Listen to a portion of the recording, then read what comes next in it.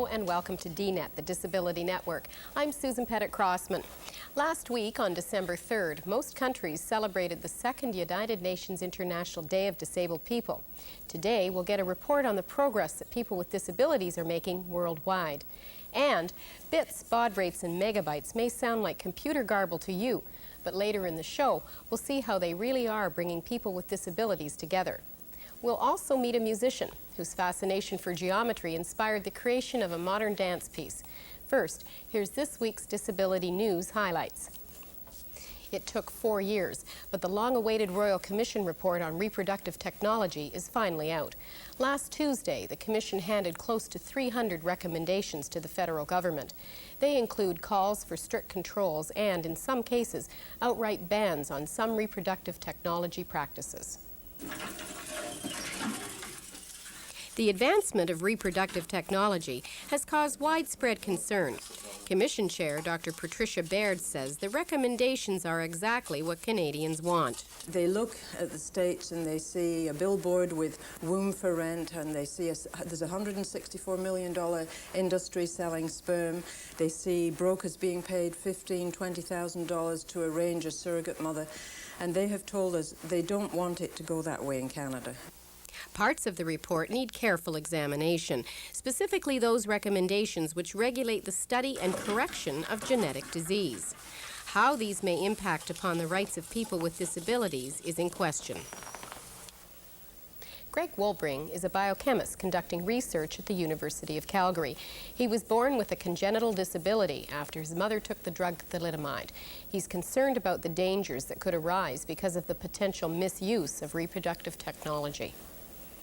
You have to have a law which forbids this, because otherwise you're ending up that you start with a selective business of selecting disabled people who are worth living and who aren't, and then you also affect people who are living later on with a disability, like people who have a genetic predisposition for diabetes. So should you also terminate them before they start with their life, because they might develop diabetes?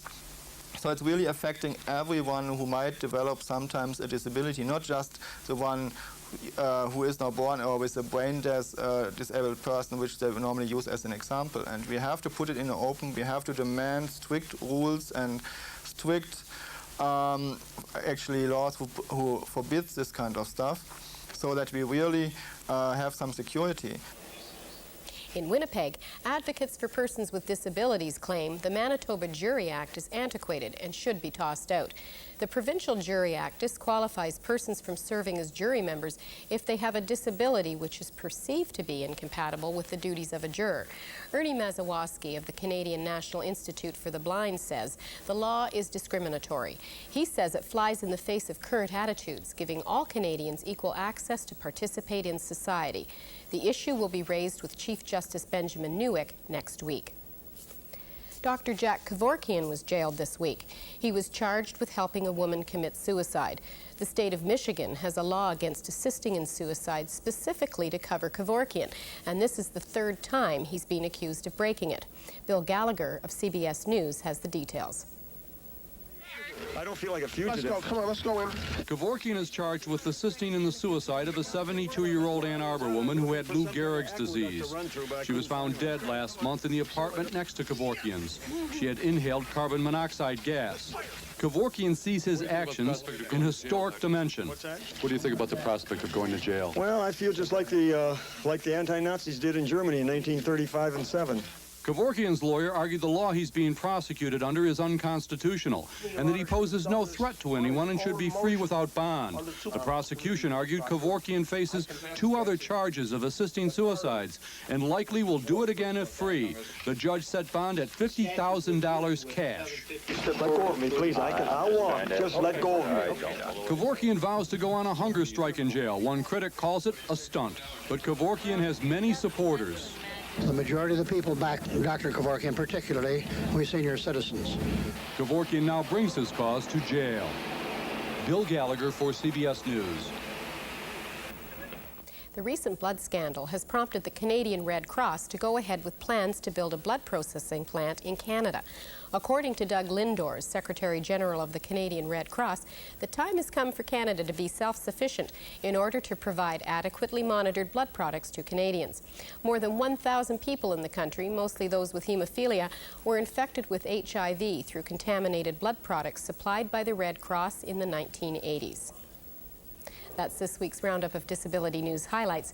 When we come back, a report on the progress that's being made by people with disabilities internationally.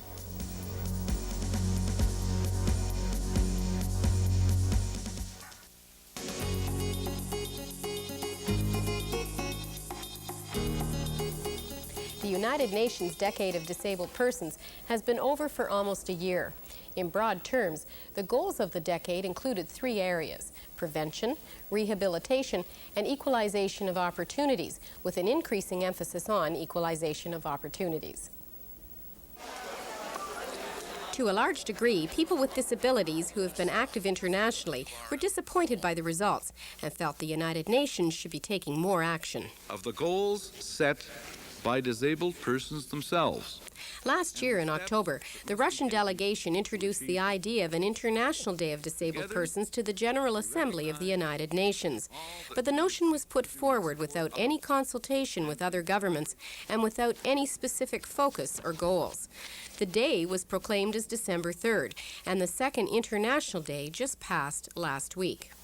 Henry Enns is the Executive Director of Disabled Peoples International. We spoke to him about what is happening internationally now that the decade is over and about the day. But the fact that, it was introduced without any real consultation with disabled people gave us some concerns, and then they proclaimed it on the 3rd of December, which again is questionable. Now, having said that, though, disabled people have taken the initiative, and basically as a result, because the UN hasn't done anything, the UN hasn't promoted it, and maybe that's to our advantage, because disabled people, through Disability Awareness and Action, have mounted a global campaign. They have couched it in the framework of human rights, and so it is going in the right direction because we have made it our day. This year, on the International Day, there were many events that took place around the world, including cabarets, dance performances, sports events, and other celebrations. Henry Enns brings us up to date on activities that have been taking place internationally over the last few years.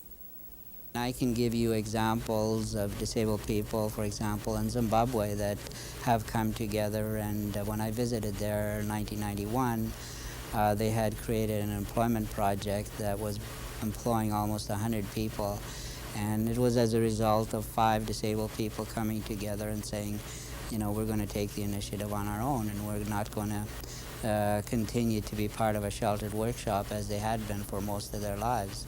And they went to corporations and companies and got them to sponsor some of the activities that they were involved in, and they said it mushroomed very quickly.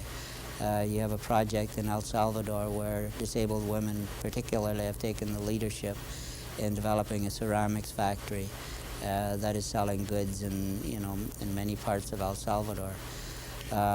So these are practical projects. I mean, I can give you many, many other examples of training programs, businesses that's being run by disabled people.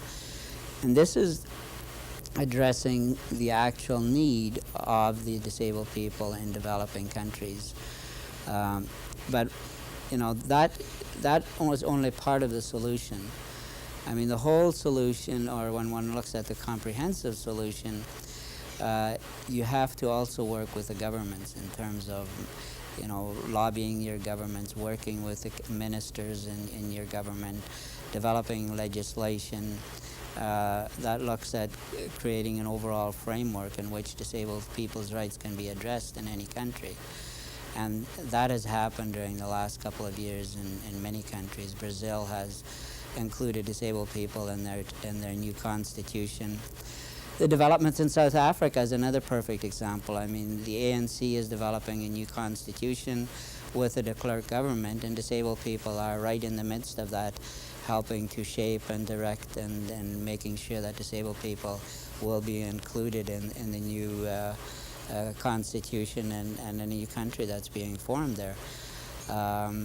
So there's Eastern Europe. I mean, there's many things that are starting to happen in Eastern Europe, and over the last 2 years, the All Russia Society of Disabled People has been formed in Russia, and they're running several candidates in the upcoming December election. So, you know, they have become a very powerful voice in a very short period of time. Poland is another example where a national body is formed, and in fact, this weekend, they're having a national organization in terms of setting the direction for disabled people in Poland in conjunction with their government. I mean, these are only a few examples. China, tremendous things have happened in China over the last 2 years. But, you know, it's been because disabled people have taken the initiatives and have said, you know, we're no longer willing to be passive, stand by and let other people decide for us, and we will be actively involved. And they're making it happen. On December 3rd, 300 people with disabilities from countries in the European Union gathered at the chambers of the European Parliament in Brussels. They put forward a resolution calling on parliamentarians to promote the rights of people with disabilities on the continent. We'll bring you footage from that debate on a future program.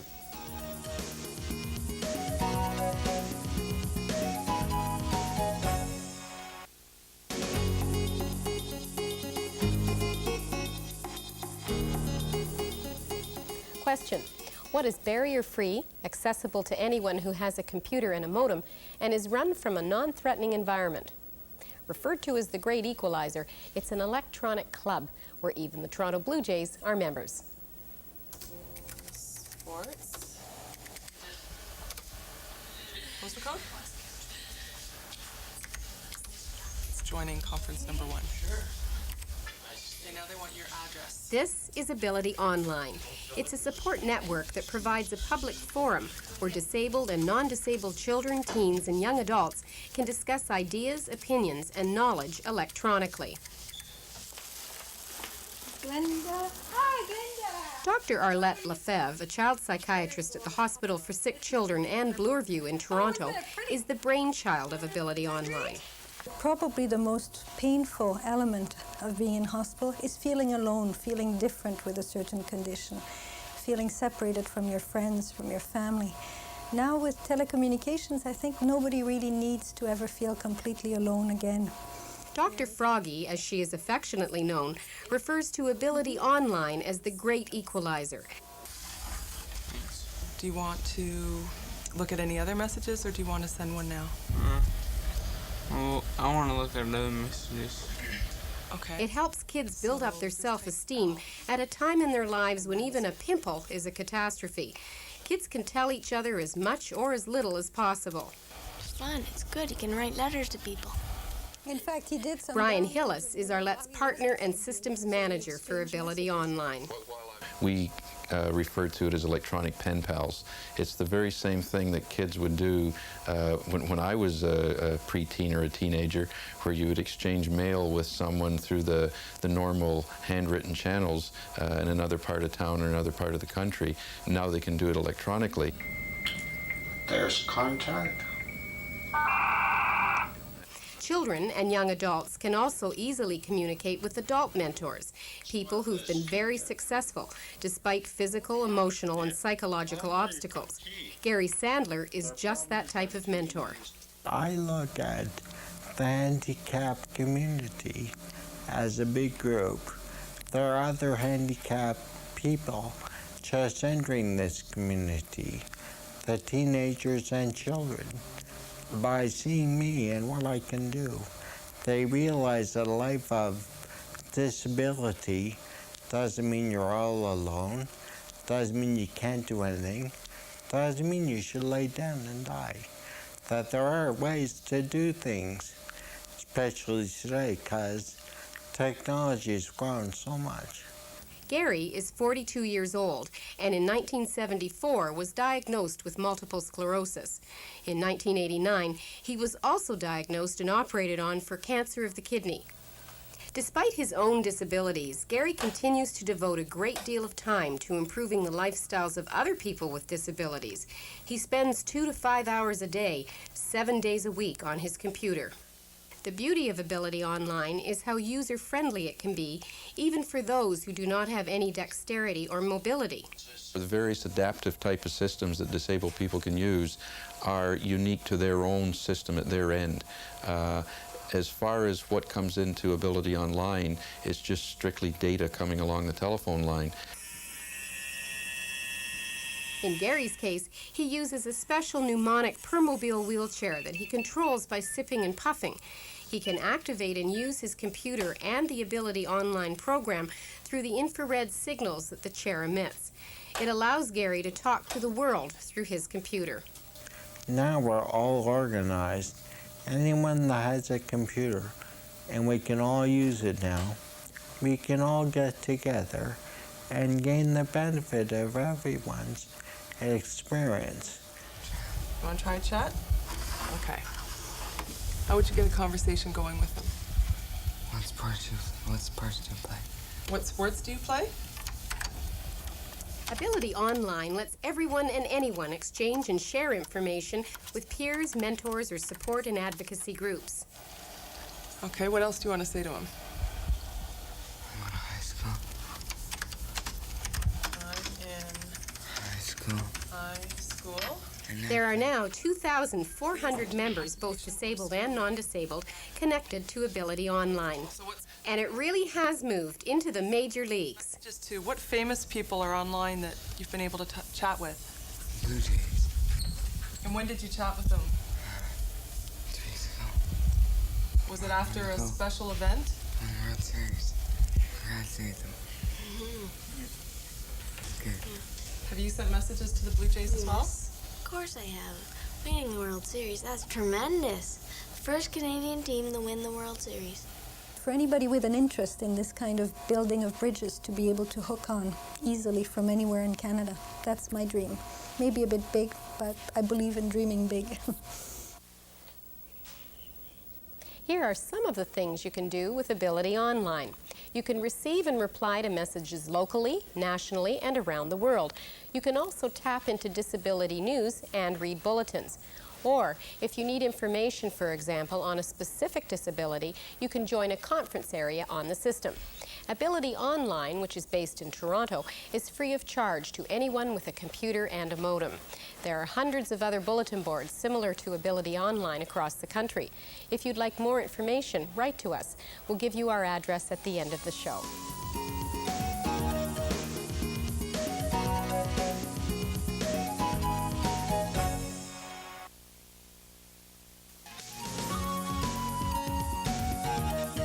This program is brought to you in part by the Centre for Independent Living in Toronto and the Canadian Association of Independent Living Centres. What did geometry, Inuit throat singing, and Dr. Seuss have in common? For Toronto-based musician Ahmed Hassan and dancer Peggy Baker, they all served as inspiration for an original dance entitled Geometry of the Circle. It was performed at the Premier Dance Theatre in Toronto as one part of Baker's gripping solo dance.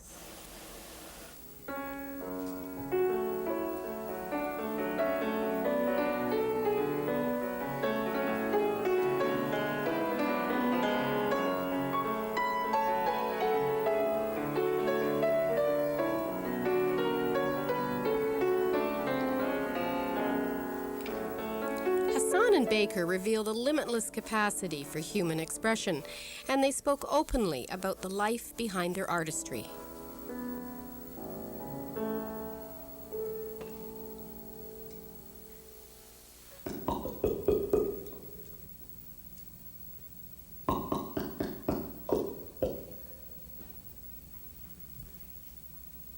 I think the original impulse for the dance came from Ahmed's awe about the beauty of geometry. The geometry of the circle in particular, he found that a very poetic form. And so we thought that would be an interesting premise for a piece of choreography. Once we started working on it, we started discovering some things about moving in that circle, was that it was a defined space that was whole, and it was kind of like a little planet or a little garden or a little world, a realm. Yes. was a realm, and we had a feeling of the circle is whole, and there's this idea of two people coming together to make something whole, kind of yin and yang kind of feeling. And then this feeling about opposites kind of was reflected in what we were doing, that Ahmed was using his voice and I was using my body, but I wasn't making any sound at all. And so we were kind of playing with those two things, and it really took off. It sort of had a life of its own at a certain point.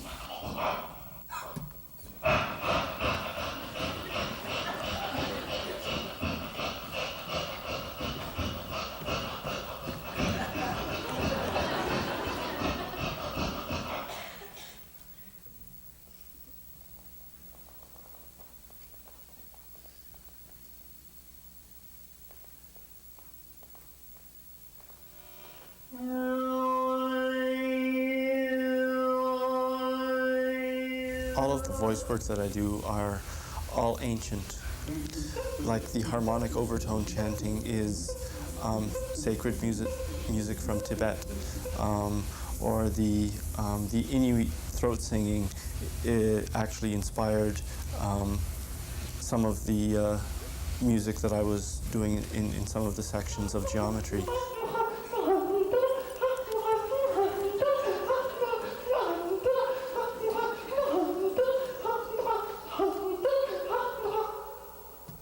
Well, we found that it was quite whimsical what we were doing, and we thought it was funny in a way. But when we were showing it to people, they weren't really laughing, and I thought, you know, I think the wheelchair makes them feel bad. Like they're seeing someone in a wheelchair, so they feel a little bit sad or something, or they feel sober about it anyway, and they certainly don't want to laugh at that person. So, I don't know, we thought a way of making this whole picture friendlier and the wheelchair friendlier is by introducing these set elements. So we got these little shrubs designed.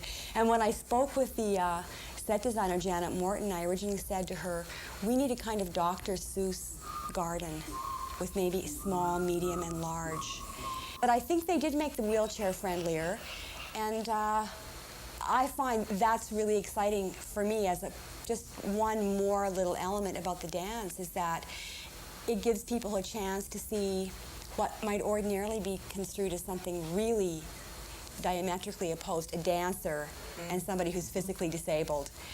Bringing them together and letting the person in the wheelchair be as kind of animated and as vital and as full-blown a character as the able-bodied performer.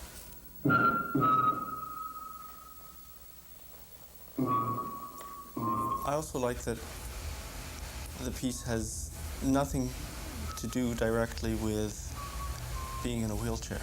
No. That's a side issue. That's something else altogether. And that's very important for me.